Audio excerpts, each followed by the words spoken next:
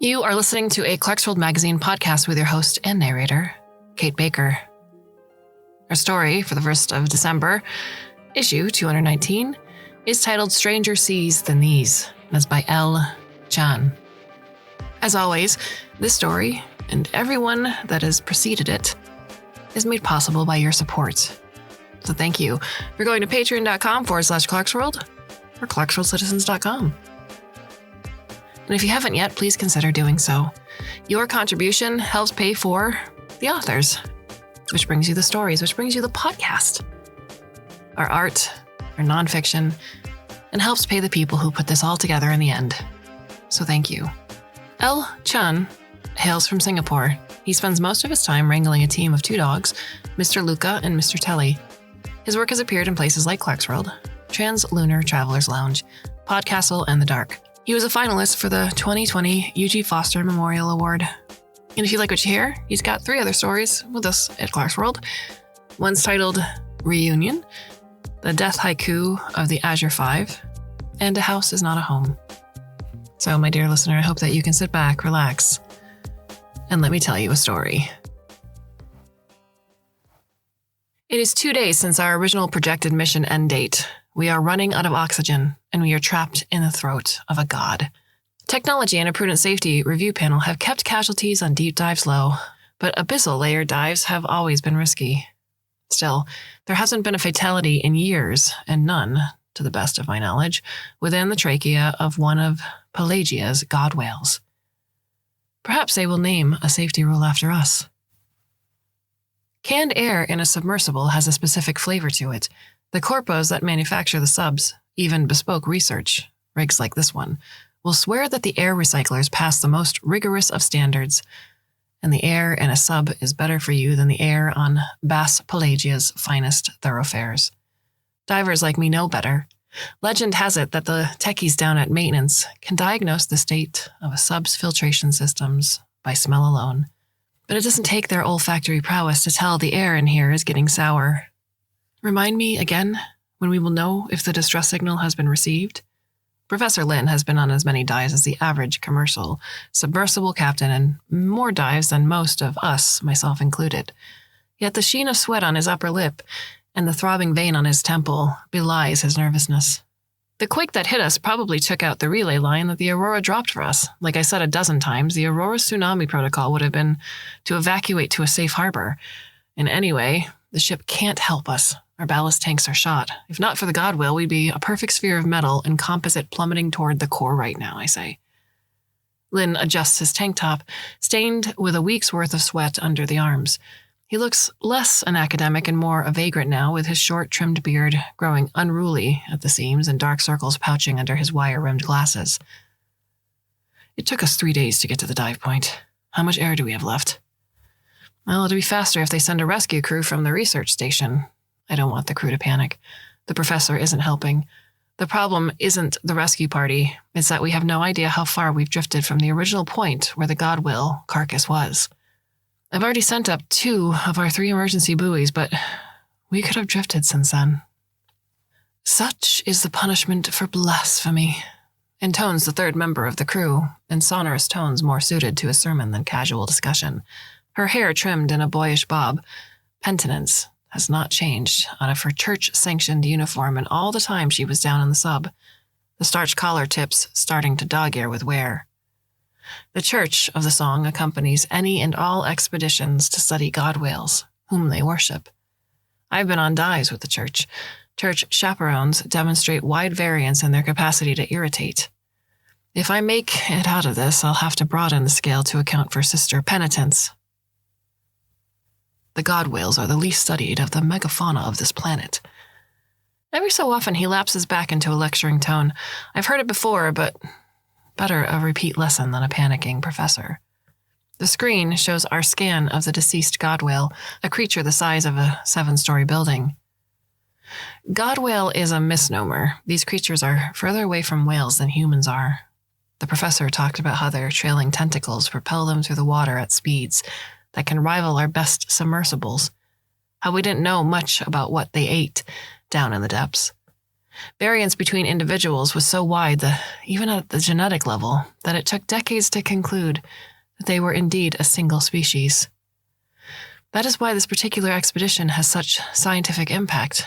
The death of a god whale is a windfall for the university, a chance to observe the scavengers of the hadal pelagic layer devour the corpse of a god. By turn, Sister Penitence's expression tightens, as though something in her mouth has turned sour.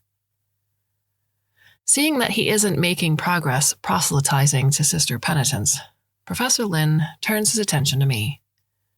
Any luck on the scans? I've set the sub's systems to check for pings every half an hour, enough to manage power draw with a factor of safety for our beacons, to zip to the surface before a search party passes over us. I pick up the neutral rig and set it on my shoulders, hearing the metallic chink of the jack against my implant. It's no use explaining that the additional scans are pointless, but engaging the neural uplink to the sub gives me a good few minutes of respite, so I jack in. One moment, I'm in my chair, one of 3 in our cramped submersible, elbow to elbow with instrumentation and strewn food and coffee packets on the ground. The next, I am the submersible, my sensorium replaced with the attenuated sensors of metal and composite. I have probes for fingers, cameras for eyes, sensors for my skin, and a dazzling array of transceivers for my ears that pick up anything along the electromagnetic spectrum. The latter gives me nothing but a seashell's roar of white noise, ebbing and flowing like the waves. I can't see anything beyond the maw of the god whale. We're in a steel box in a fleshy sarcophagus, and I'm not sure if we'll run out of air or the corpse of the god whale will sink first. My session time's out, and I'm lifting the rig off my shoulders when the professor squeezes in next to me. Hold up, Prof. There's nothing out there but electronic interference. We've got nothing from the surface. No, he says, stabbing at the screen with a finger. We thought that was just background noise, but look at the modulation. Even Sister Penitence is jostling for a look. The song, she breathes. Lin returns to his own chair, projecting the waveform onto a wall of his computing rig. He pinches at the waveform and splits it in 2. Carrier wave and signal. We aren't picking up noise. It's from the god whale. You said the god whale was dead, says Penitence. She says it in a quiet, flat tone, still in the way a coiled spring is, still in the way a loaded firearm is. Calm, but with a deeply controlled tension behind it. The church has lobbied hard to ban any interference with live god whales, and this is betrayal of the highest order. Sister Penitence is rake thin, but she's got a gleam in her eye that makes me feel like I'd rather be fixing a leak in the submersible than dealing with her. A god whale is a big creature. Maybe it takes a long time to die. We don't know how long they live. We don't know how they live. We found god whales on no less than 3 separate ocean worlds now. Do they look like they've achieved spaceflight? Sister Penitence looks in equal parts horrified and delighted by the revelation. All the studies said it was convergent evolution. Only because the phenotypes vary so widely, says the professor. The church's religious injunctions against testing on live god whales helps perpetuate that story. He turns to me. Anna, god whale signs are never detected above the bathypelagic layer. There's too much scattering. Now we have a perfect signal waveform, but I'm going to suggest something better. Sister Penitence has retired to the back of the submersible in the airlock. There's enough space for the diving suits, the big ones that go deep, some instrumentation, and for the sister to be deep in prayer. I'm still in the pilot's chair. I fight the urge to run my fingers over the medal of St. Christopher that dangles over the console. Its shine is dull with age, and its finer details have worn away. I'd rather be synced up to the sub, adrift in the deep, feeling the current over petameters like the wind on my skin. Some sub-pilots can't even go to sleep topside without running simulated submersible feeds into their implanted ports. Mostly I want to be away from the professor and the sister. I know I'm asking for a lot, says Professor. I'm thinking about the patches of whale song that we've picked up over the years on Pelagia. Holy to some, a curiosity to others, and to Lynn, a lifetime's pursuit. Dad would tell me about whale song before I got my pilot's license. Heard it myself.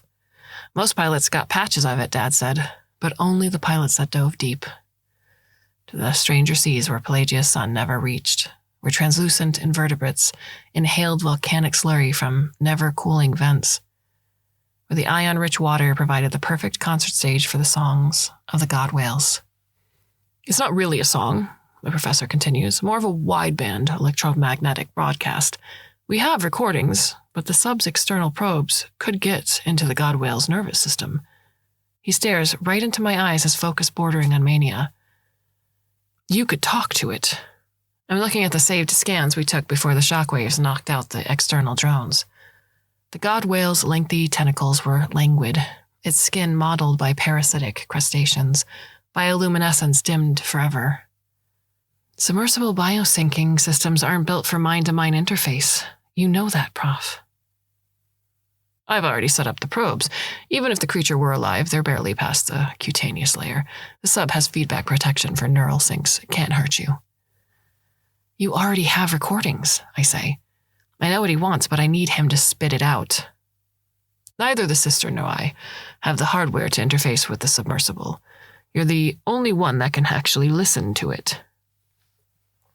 All I can think about is my dad telling me about whale song, like the aurora behind your eyes, he said. Sister Penitence's church didn't even have services, not in the traditional sense of the word. They just interfaced with whale song recordings in a drug-induced fugue. I've been deep enough to catch fragments of whale song, sometimes while synced with the sub and carried along by the currents. To tell the truth, the system's already set up to go. All I need to do is reach out and toggle the input. The whale song hits me like a knockout blow straight to the temple. I'm lost in a raging torrent of sensory overload, like white noise but for every sense. My skin alternately burns and freezes, feels the brush of something velvety soft and the sting of thorns. I smell the petrichor of fresh rain churning in the sea, the stench of dead fish, the long chain polymers of a new submersible. There's something about the whale song. It's not just something I'm experiencing. I can feel it. The song squirming in through my eyeballs, piercing through my ears, squirming in through my pores. It's not passive. It's changing as I experience it, modulating, evolving. The god whale is not dead. I'm back topside on Boss Pelagia's docks, face pressed against glass while I watch the submersible fleet launch to the depths, trailing bubbles. I'm walking down the thoroughfare, holding my father's portrait up at chest level, the rest of the funeral procession filing in behind me. I'm performing the last status checks. It's my first dive. My father's medallion is dangling over the console. I rub it for good luck. They aren't memories. I'm fully reliving each moment as the whale song hammers on my brain, each experience cycling faster and faster. In the distance, there's something familiar, but the sensations crash over me until all that's left is screaming.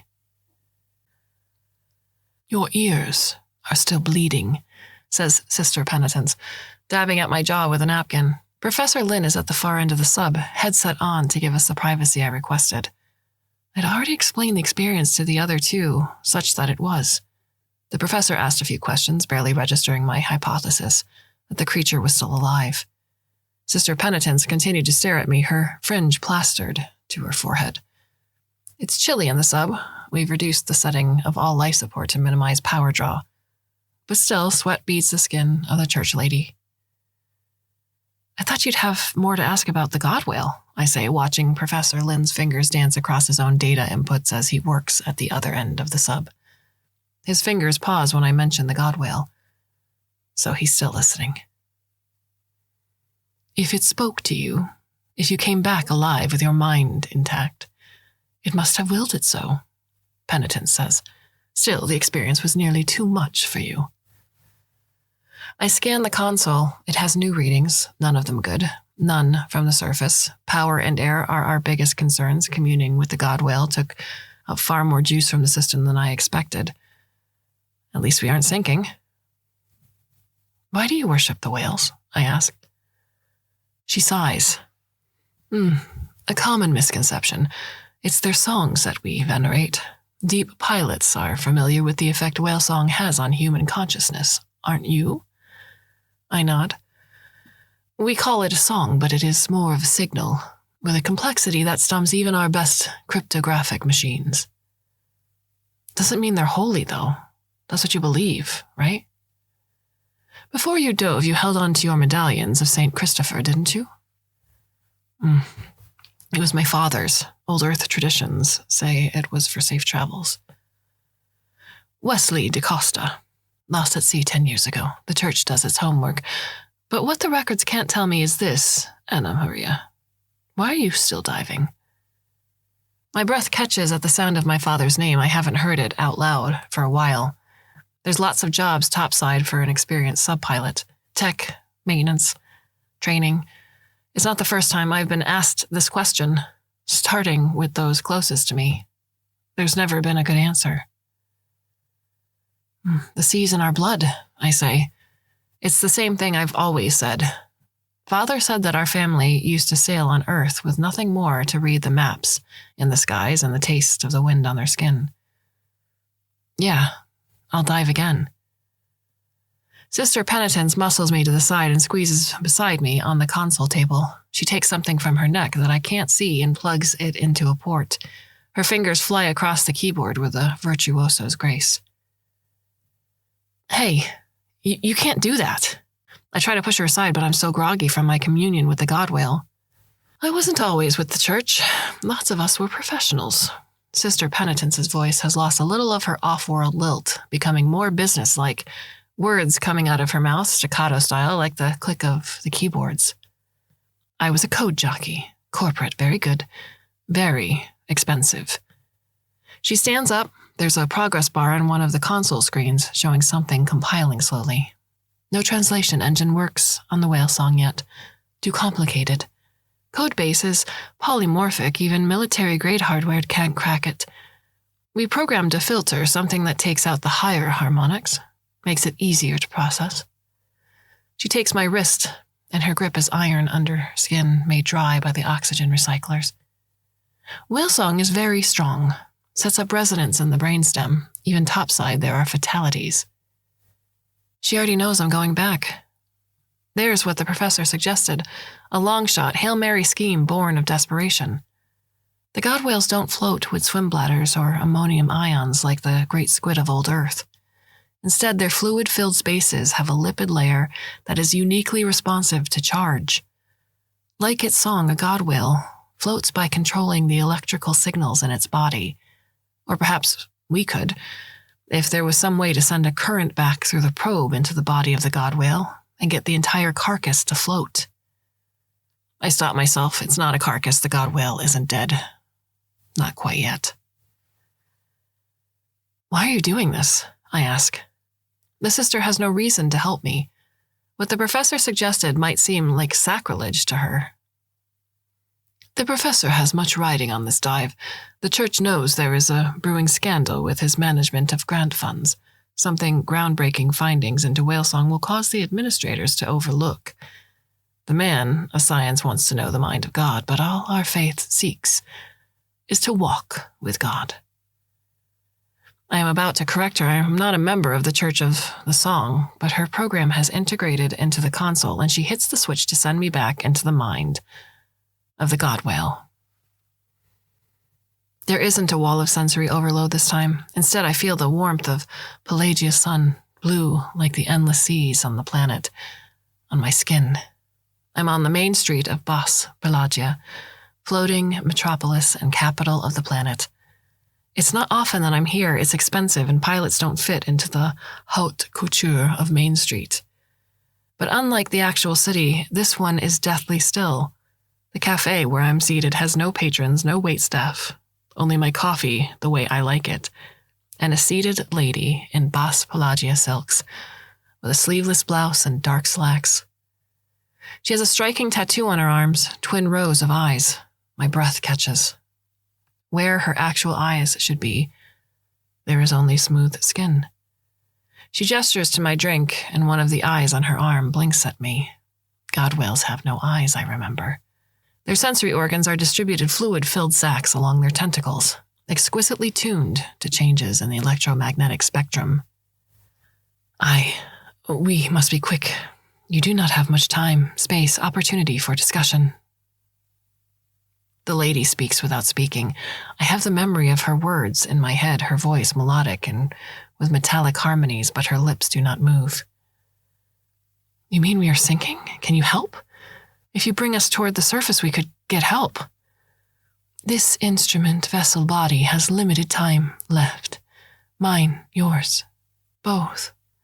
This conversation, interaction, jam session is too loud, venomous, powerful for you. Sister Penitence had said that whale song had killed worshippers in the church. I touched the side of my face where she wiped the blood away, but my skin is clean. My hand is shaking when I take a sip of the coffee, shaking so hard that some splashes down my front. The coffee is hot in my mouth but doesn't burn my skin where it spills. There are 2 others in the sub with me. They will die without your help. The transfer, translation, transmigration is nearly complete. If you have need for conveyance, the instrument, body, corpse, it is our pleasure, duty, gift, to assist. That should be good enough for me to go. Even in this vision, I can't feel my little finger or the left side of my face, but there's still something I needed to know. When we first communed, I heard someone that's been gone for a long time. The god whale folds her arms, the eye tattoos tracking my movement. A few of your voices have joined our chorus, ensemble, orchestra. It is part of our purpose to preserve backup, safekeep. You have attachment to this one. It has gone ahead. All that remains is our kernel, operating system, conductor. Professor Lin said that the god whales were found on other planets. I reach out instinctively to where my father's medallion would be, but grasp only air. My father was lost at sea a decade ago, and I heard his voice clear as him waking me for my shift on a dive in the torrent from the god whale earlier. My hand drops to my waist. I can't raise it again. Whatever is happening to me is worsening. He's been dead for years, I say belatedly. Are you the body, instrument, mechanism, or are you the song, music, voice?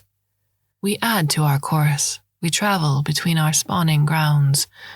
That is why we exist. The whale song isn't just communications, the creature is saying. The creature is the whale song. The god whale smiles broadly, and I notice she has not simulated all aspects of humanity. The inside of her mouth is toothless and lined with waving polyps. Your thoughts, intentions, previews are very loud in this space, yes. You are correct. The god whale takes on the voice of Sister Penitence. Signal is polymorphic codebase. A large enough fragment will reconstruct the whole. When I leave this communion, I'm going to die, aren't I? The damage, disharmony, entropy to your instrument system body is severe. You were offered the chance to disengage, but not the chance to join you. That is why we waited, but not through this filter, dam, gate. The signal loss is too great. And then the world goes white. Sister Penitence is holding up my sagging chin and has the medical kit open in my lap. My shirt is unbuttoned to my waist, electrodes stuck to my torso. I want to brush her away, but my arm moves slowly, noodle strong and languid as a tentacle. Keep still. The med kit can stabilize you, but the drugs will knock you out. My mouth is full of sand and cotton wool, my tongue a bloated and alien thing.